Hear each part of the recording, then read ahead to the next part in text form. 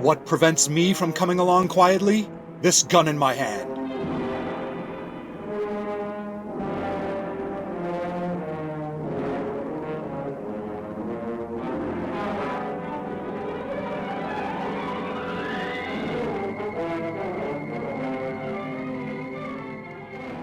In an 8th-floor apartment overlooking Parabellum Heights, Falk Zildjian, inescapable hero by virtue of the fact that he carries a gun, approaches the scene of a recent crime with a heavy burden.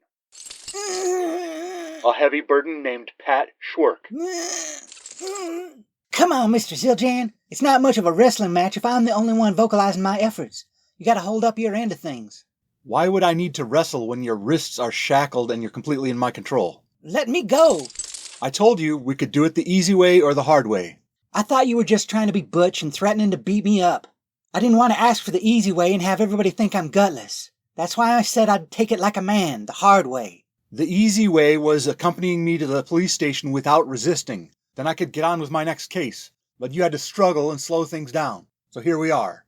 The only way I'll have time to record and solve this murder is if I drag you along with me. Now come on. What do you expect to find in this apartment that the detectives missed? They're not perfect. Sometimes it's not a glaring clue. Seeing where a person lives can give you a sense of who they are. Is the furniture expensive or ratty? Do they keep it clean? Is it too expensive for the salary of a waiter? Do they entertain a lot of guests or share their place with more than one occupant? This place is clean. Decent furniture, but not what I'd call fancy or expensive. I can't see any hints about how many visitors pass through. We're apparently looking at the murder scene of Mama Bear where everything's just right. Who was actually killed here? I see the chalk outline in the middle of the living room. Whoever used that chalk really unnecessarily captured her figure. A young woman named Beverly Atchison. She worked as a stenographer. That could give us some areas to investigate. Maybe some hoodlum wanted her to tamper with the judicial process. Maybe she learned about a judge taking bribes and they had to silence her.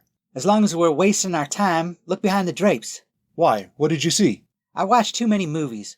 Every time I see a curtain, I think some killer's hiding behind it with his feet sticking out. The drapes are open. They'd have to be a string bean to hide behind that narrow strip of curtain beside the window. Nothing here but bare wall. Say, what's that?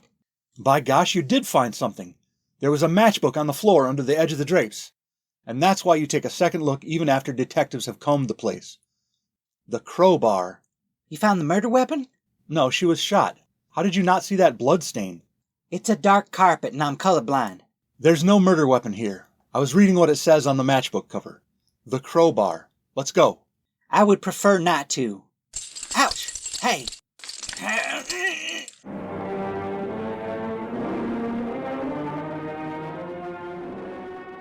Later, in a block of dilapidated storefronts in Heck's Pantry. This is gonna take all day if I have to drag you from place to place. Why won't you come along quietly? You should thank me for providing verisimilitude. This right here's the thing they get wrong on so many radio mystery shows and talkies.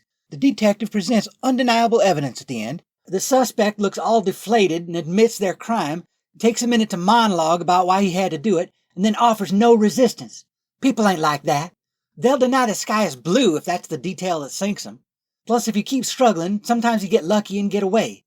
Coming along quietly is a sucker's game. You don't deny that you were trying to kill me. No, but I'm gonna keep struggling. I love the irony of locking you in the same shackles you had me locked in. Well, I will love the irony as soon as I clamp the irons back on your knee. Here's the place. The crowbar. Looks like it's been boarded up for years. I'm gonna tell my attorney you were dragging me through dangerous parts of town with my wrists shackled so I couldn't defend myself. You got an attorney on retainer? My public defender? The place is dusty, but there's been some activity.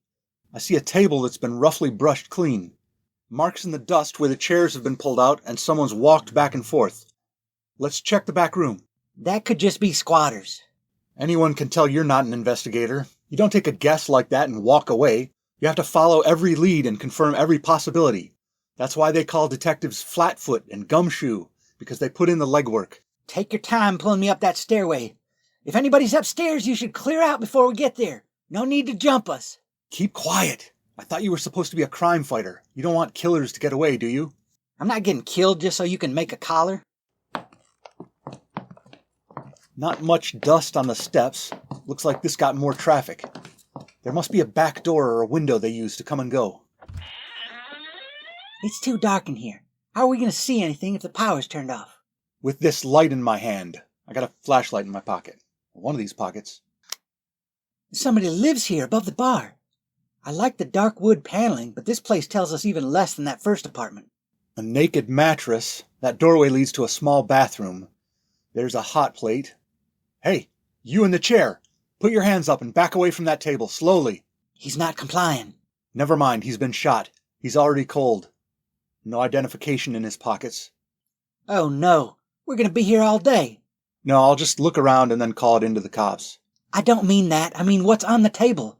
What is it? A few papers and what are those? More matchbooks. Dozens of them. There's a box of them spilled on the table and more boxes stacked along the wall.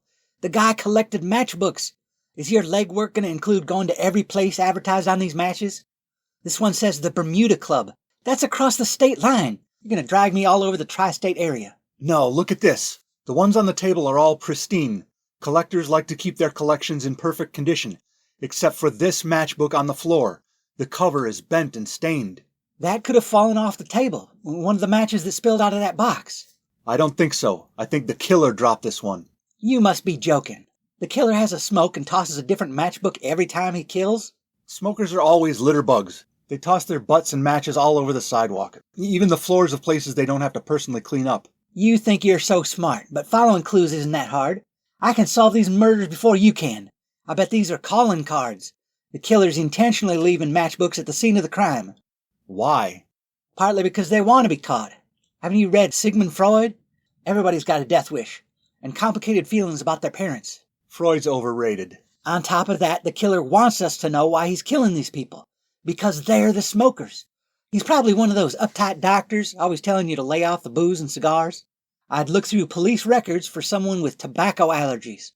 He wants to leave a message that smoking kills, even if it needs his help to do the killing. That seems pretty far-fetched. When you catch the killer, we'll just see if I'm right. Then let's go to the place named on this bent matchbook and see what we find. What does it say? It says... We'll return after this message from our sponsor.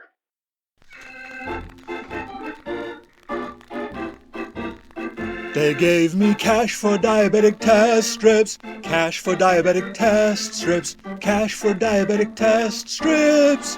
Nobody can be denied, nobody can be denied.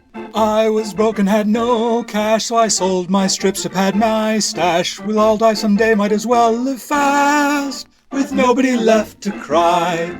If your late great-aunt left you nothing but a room full of newspapers and the contents of her medicine cabinet, there's still a way to cash in on the situation. The aftermarket is going strong for medical supplies you have not yet touched to your bloody wounds, as far as we know.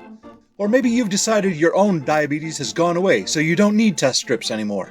We're not your doctor. Who are we to judge? We'll take them, and you'll get cash for them. So I sold my diabetic test strips. I rinsed them off, there's no blood, not a sip. I only used them on the sides of my hips. Now I can afford to order fries. I can afford to order fries. Cash for diabetic test strips.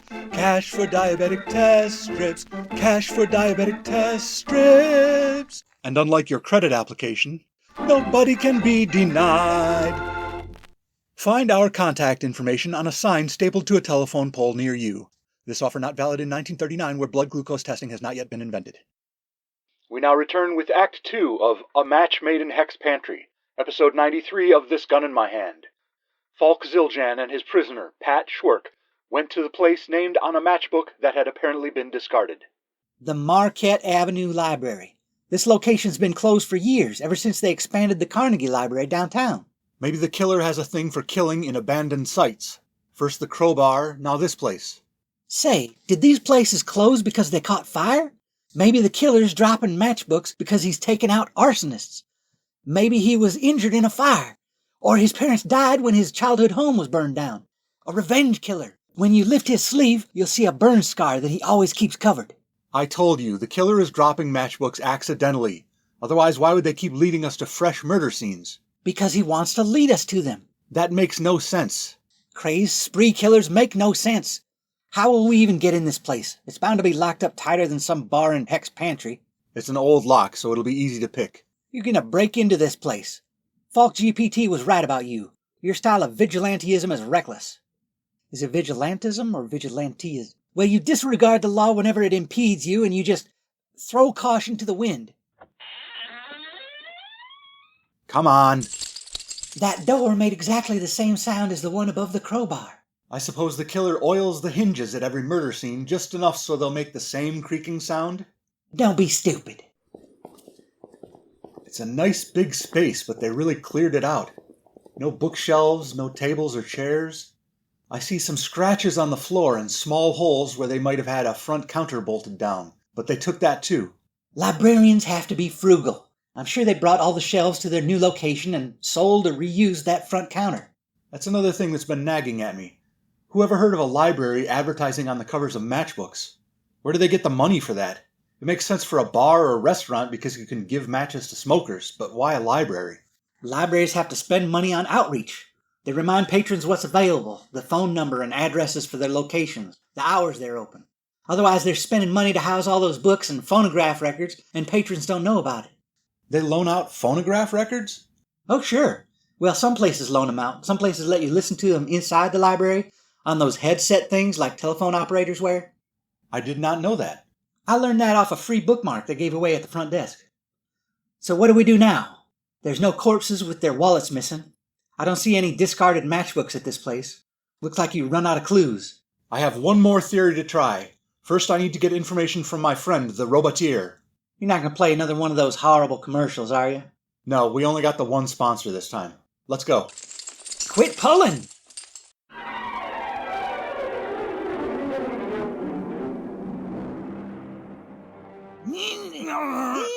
I told you so!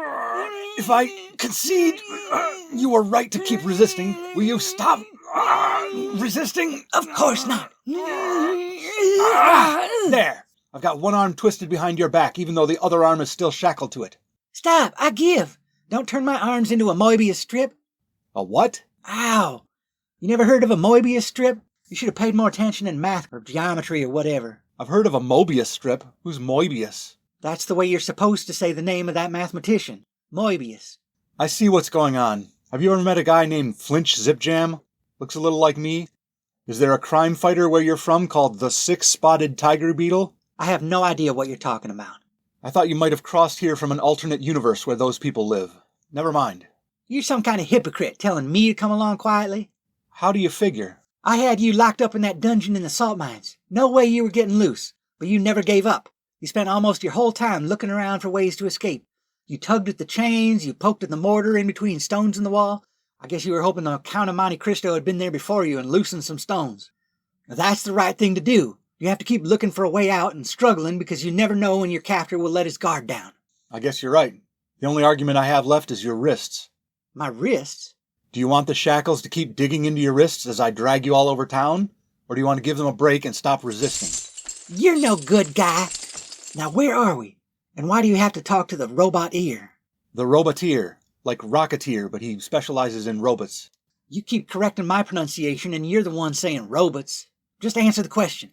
As you can see from the equipment, we're at an abandoned printing press, just down Abandando Street from the abandoned grade school. I spoke to the roboteer because he knows all the printing presses around town. And what are we going to find here? Another skee-ball counterfeiting operation? No, I think we'll find... We found it. That's our killer. Take cover. Hey, whoever you are, I'm not a fan of Zildjian either. If you're a good shot with that thing, maybe you can shoot these cuffs off my wrists. Never mind. Bad idea. I'm taking cover. The shooter is behind one of the printing machines. Not the one that bails up the newspapers at the end of the line. He's behind that one with the big rollers. The one in the middle. I see him. Boy, he knows all your tricks. If he was standing out in the open, you might shoot the gun out of his hand. I'd like to see you do that when he's totally hidden behind that machine. 9mm parabellum in the corner pocket. Did you kill him? No, I shot the gun out of his hand with a bank shot. Falk, Zildjian, how did you find me? With this gun in my hand.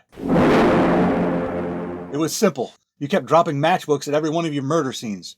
I followed the trail to the places advertised on the matchbooks. I realized if you didn't pick up a matchbook at each of these venues, where else could a person get them? They're cheap. Anyone could have a matchbook. People pick up discarded matches off the floor of the bus, or they give them to each other. In this economy, When we're still recovering from the depression? The next most likely person to have this specific matchbook would be someone who works at the factory where they make the matchbooks. Look around. We don't make matchbooks. You printed the covers of the matchbooks here. Then you shipped them to factories where they're stapled onto matchbooks. Very clever. Crime does not pay, and neither does smoking. I agree. Sure, it's undeniable now that your own smoking has gotten you caught. You think I'm a smoker? I would never. My father has a clause in his will that any of his children who smoke tobacco would only get $1. Why $1? Because state law says you can't completely cut your children out of your will, so you have to leave them at least $1. That's right. I killed those 8 people and left matchbooks behind to start a national conversation about smoking, to raise awareness that smoking kills. Bless your heart. You thought 8 deaths would start a national conversation? Wait, 8 people? We only found 2. Didn't you see the other matchbooks I left at the crowbar? There were hundreds of matchbooks in boxes. I thought those were an unrelated collection except for the one I found on the floor that was bent and stained. I left other matchbooks in that box with scuffs and worn edges. I thought you'd search through all of them. Some investigator you are. Wait. Did you kill those people just 'cause you hate smoking? Well, I have tobacco allergies. Plus we had a house fire when I was little. I lost all my books. And you lost your parents? No, they survived. You got a scar out of it, though? No? You sound disappointed. No. I predicted that you were burnt in a house fire, and that's why you were killing arsonists. Smokers, arsonists, what's the difference? You can still take credit for guessing that, Pat. I never would have unraveled it. I told you so. It doesn't make sense, but crazed spree killers never make sense. Hey, Sorry. Let's see. I don't have any other handcuffs. I guess I can take one shackle off you, Pat, and attach it to... What's your name? they call me Smokeless Joe. Of course. I thought I was sending a clear message. You really didn't get it? Oh, I got the message, but Mr. Detective here couldn't figure it out. Tell him your theory, Falk. Shut it. He thought you were accidentally dropping a book of matches at every site where you killed somebody. What, I'm just chain smoking all day and tossing one matchbook over my shoulder every hour? Smokers are litter bugs. They toss their butts and their cigarette packs and their matches everywhere. Oh, that is true. Well, either way you got me dead to rights. I might as well come along quietly. About that, the rational thing to do is... One handkerchief to fill your mouth and another one tied around it, like so, to keep it from falling out. You don't need a gag, do you, Joe? I don't have any more handkerchiefs, so I'd have to use a sock. I can be quiet. Good. Let's go.